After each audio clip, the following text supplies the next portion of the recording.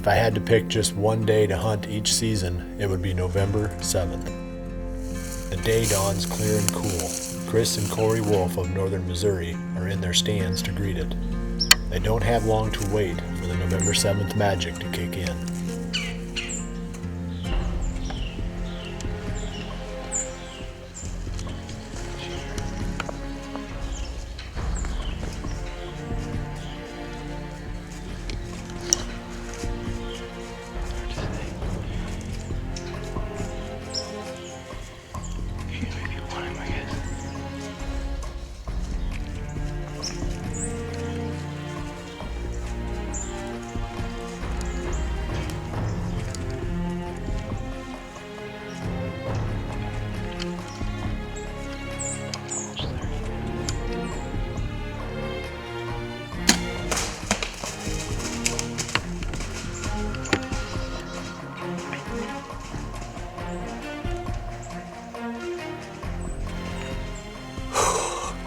Happened fast, man.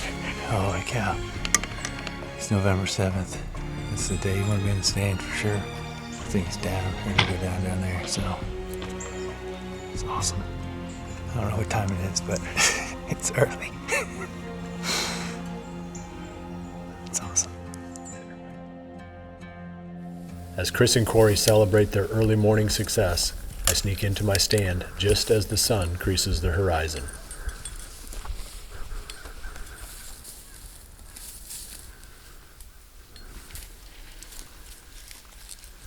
Eric and I got in here late this morning. It was super still. The spot that we're sitting at is a little, about an acre clover plot. And over the years, it's been a great spot for us. We've killed some really nice deer here and had some great encounters, and it's just a fun spot to hunt. And it's November 7th, what I figure is generally the best day of the whole season. We'll see if that's true this year. But we've got a good plan for this afternoon too. We're going to go back and see if we can find that no-name 10 coming back in that area where we've seen him in the past. We're looking forward to the morning. It's got a good feel to it.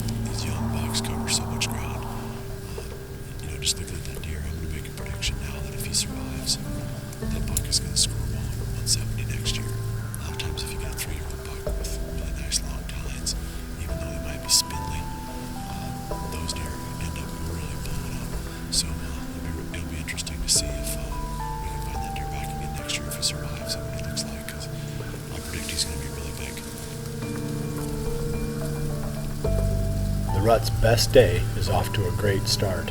Bucks are on their feet.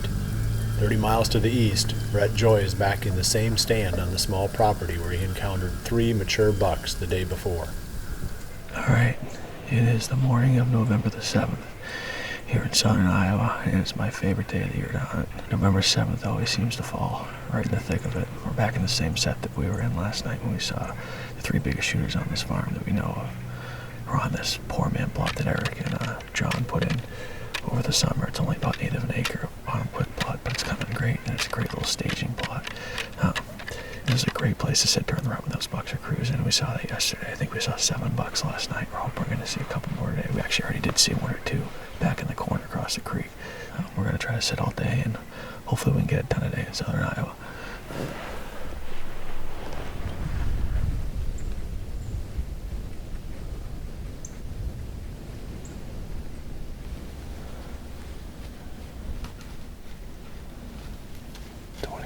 Right there. What's he doing?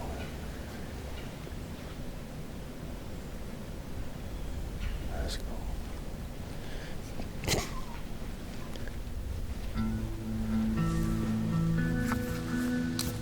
40 miles south, Mike Reed is hunting deep in the timber on his new farm.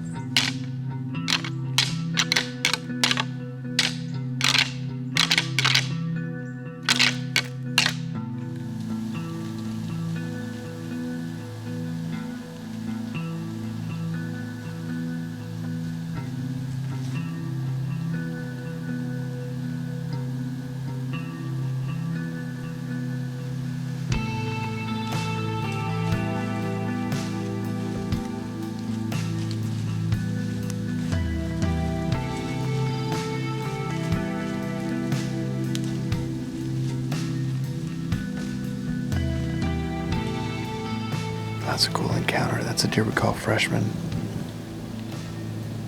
I think he's just a 2-year-old. He's definitely not older than 3. That's our 3rd encounter with him this year. 2nd time we get him on film, but he's one we'd like to see in a couple years. He's a really cool deer with a lot of potential. As Mike watches the buck he calls Freshman disappear into the brush, Aaron Warbritton and Mike Parente take up the blood trail on the buck Mike hit the previous evening on the public ground.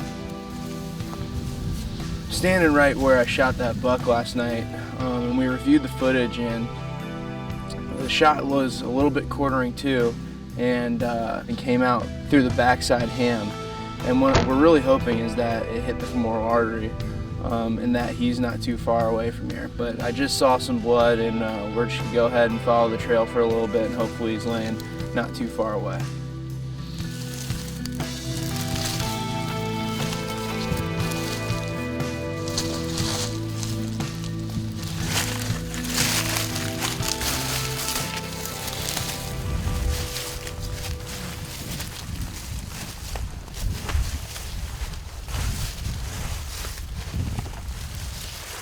Oh, right here.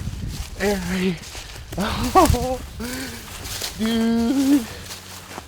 Oh. Dang, man, he's bigger than what we thought. Look at that. Yeah, it definitely got him in that artery. For sure.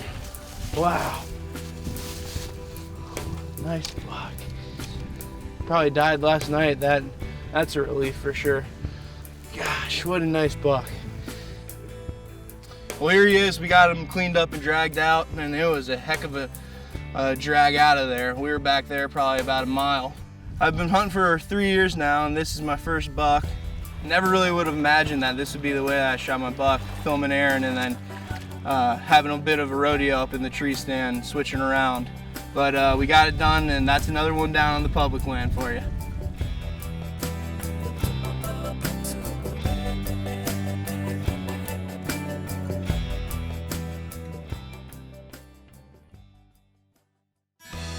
Our Cabela's Deluxe Deer Cart got a lot of use in the 2015 season.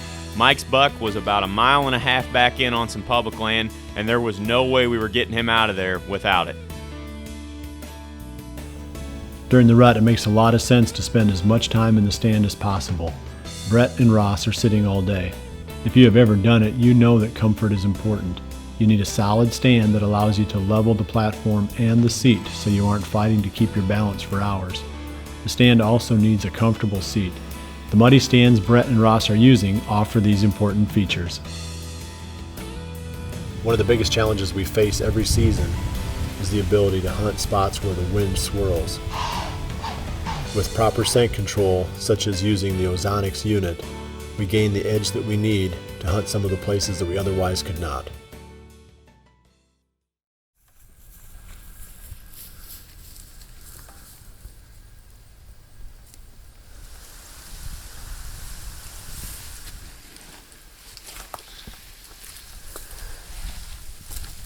As I head back for another try at the No Name 10, Brett joys in the midst of a near constant flow of bucks cruising through his small food plot. Oh, shoot her. It's alright. We're sitting all day today because obviously it's November 7th, it's the rut. And that right there illustrates why you hunt during the middle of the day. It's 11:57. And that's a 4-year-old 7-pointer just cruised by, so not a shooter. I'm a little bit out of bow range, but it's definitely worth it to put in your time and hunt from 10 to 2, because during the rut, especially after that after those first few days in November, they really start to move during the middle of the day. We'll continue to be vigilant, and hopefully a big one comes by.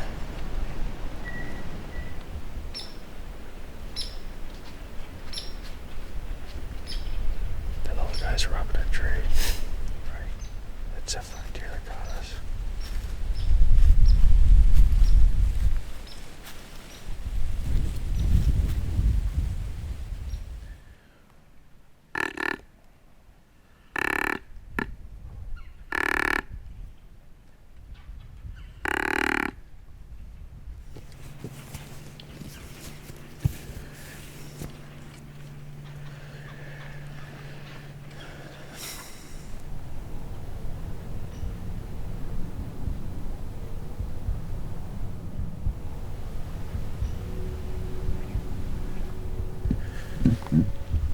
It's Dennis.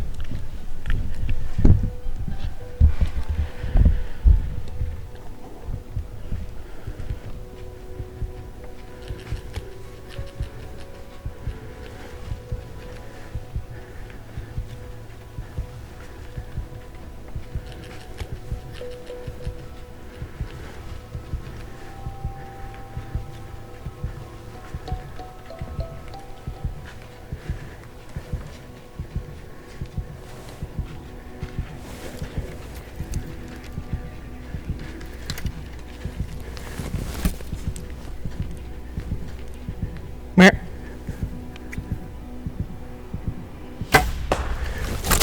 he's crushed.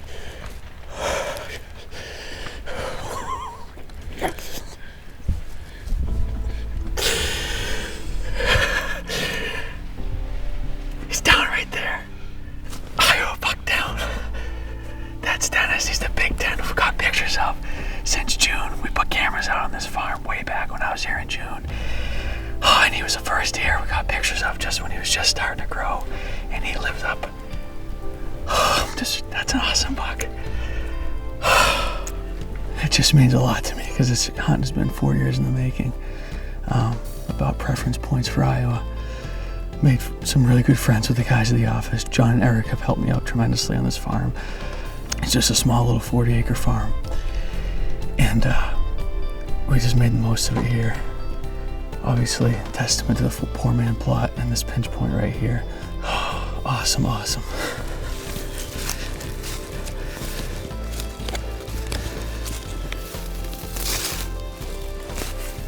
He's right there, scrolling this way. Well, here's Dennis. He only went about 60 yards. We dragged him back up to this poor man plot so we could do a nice interview with him here. This is a deer we have a lot of history with.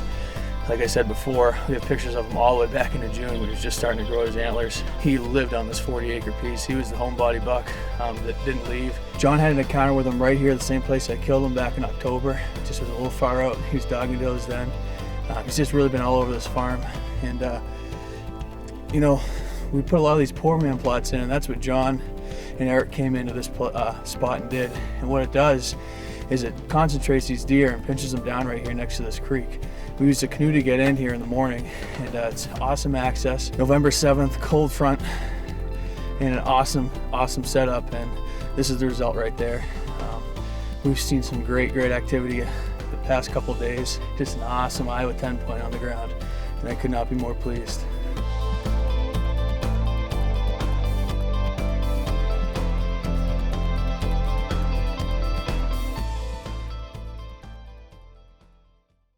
Hunting sights come in two basic styles, fixed pin and movable pin. Some people prefer the single pin sights because they can dial in the exact distance of the shot for pinpoint accuracy.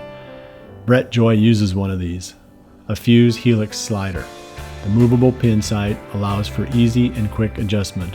As a result, Brett was able to set the pin in time to make the shot on this great buck. Brett was using a Scott Archery string loop release. These releases have open hooks that permit a quick and sure grab of the loop. The action was happening fast in the stand that afternoon, and if Brett had been using a system that slowed his time to full draw, this buck definitely would have gotten away. Sometimes small things end up making a big difference in the outcome of a hunt. Often when you stop a buck, he'll be on red alert and drop to run at the sound of the shot. To manage this challenge, you need to aim low, but you also need a quiet bow that gets the arrow to the target fast. Brett was shooting a Hoyt Carbon Spider Turbo on this hunt, a very fast but quiet bow. The buck never moved before the arrow hit him square in the vitals. John and Eric began scouting the property where Brett was hunting back in early summer. Their first step in the patterning process was to find out what kind of bucks lived in the area. To do this, they placed their trail cameras over trophy rocks. The minerals are good for the deer, but more importantly in this case, the rocks are very attractive and gave the guys a great starting point for their season. As Brett celebrates his success, I'm waiting for the heavy 10-pointer to emerge at the far end of the food plot. So far, only the usual family group of does and fawns have filtered out. 475 miles to the east, Ohio bowhunter Jason Huntsman peers out the window of his ground blind. Jason is hoping the giant buck he's been hunting will step into the big and beastie food plot. It's November the 7th.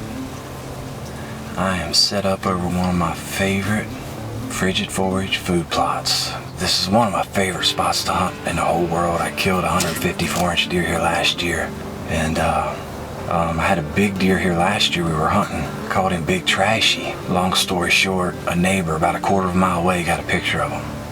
And he sent it to me and at least gave me some hope. Finally, about 2 weeks ago, I got one picture of him. Sunday, checked the trail camera, sure enough, he was up here. So, I came in today, there was big rubs, big scrapes everywhere, and those have not been here. So, I've got high hopes that tonight might be the night.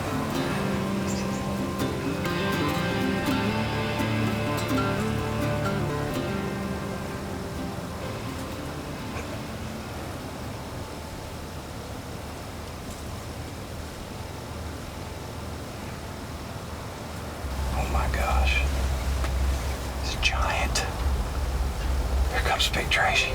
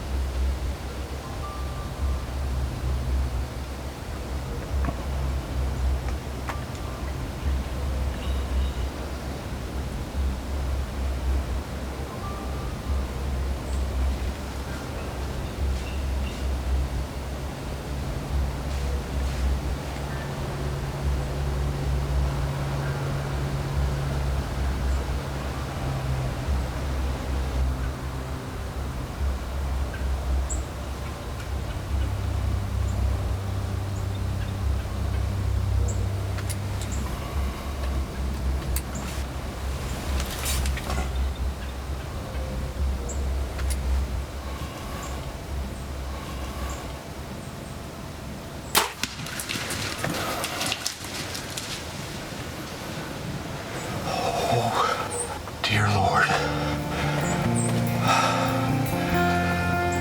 That's a giant.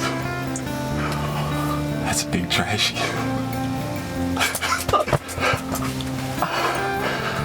I've been bow hunting since I was 10 years old. I'm 41. I've been waiting my whole life for that shot right there. And I can tell you right now, the old Hoyt Carbon Spider. Let him have it.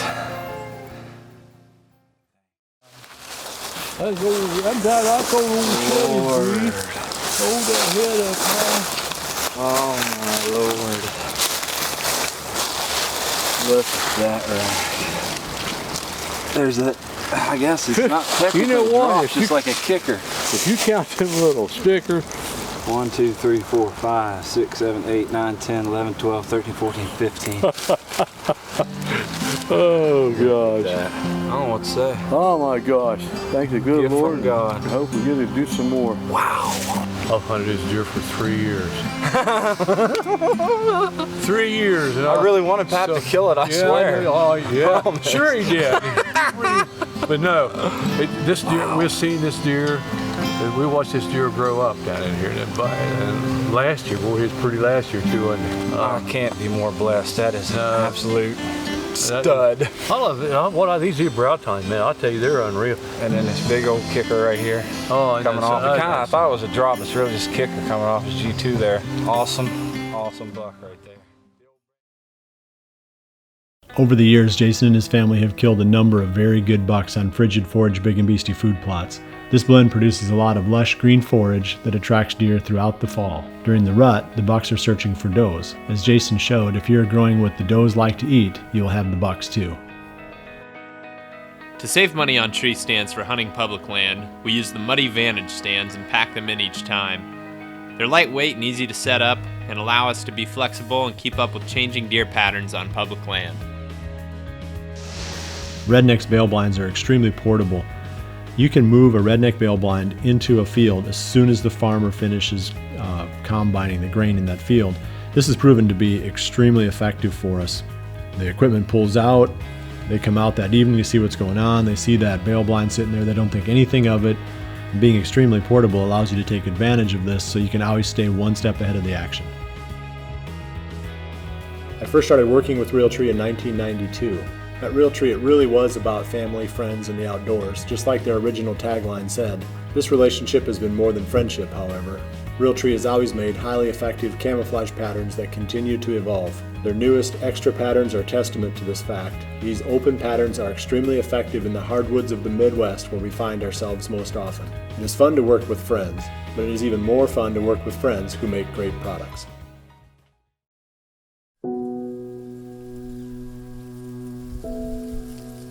My evening ended without an appearance from the No Name 10, but overall, November 7th proved to be an epic day of whitetail hunting. Chris and Corey Wolf started us off with a first light dandy. I saw a solid young buck that will someday be a heart stopper. Brett Joy shot the 10-pointer he had been dreaming about since summer, and Jason Huntsman took the crown jewel, a trashy monster from Ohio. And finally, I will leave you with scenes from Paul Waller's ex-hunt for a great southern Indiana buck that he dropped that afternoon. Today is Saturday, November the 7th, and Will and I are very excited to be out today. Been looking forward to hunting past couple days, as you guys know.